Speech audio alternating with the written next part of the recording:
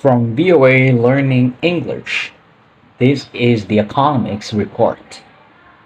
Are you a saver or a spender?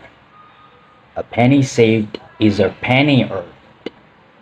This old saying calls attention to the wisdom of saving money. Putting money away for a rainy day is another way to talk about saving for the future. In the United States, people who want to start a savings account have different choices of where to put their money. These include banks and credit unions. Credit unions are cooperatives for individuals who often share a work-related connection. For example, the members might work for a university or a government agency.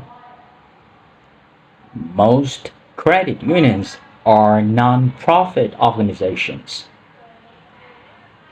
Credit unions, banks, and other financial institutions pay interest on savings accounts, but the interest rates are generally low. Certificates of deposit pay higher returns. With a certificate of deposit, or CD, a person agrees not to withdraw the money for a period of time.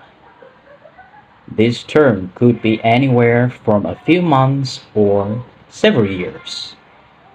Longer terms and larger amounts pay higher interest. People have to pay a small fine to withdraw the money early. Another way to save is through a money market fund. This is a kind of mutual fund. Mutual funds invest money from many people. The money is sometimes placed in short-term government securities. Money market funds, however, may not federally guaranteed like other kinds of savings.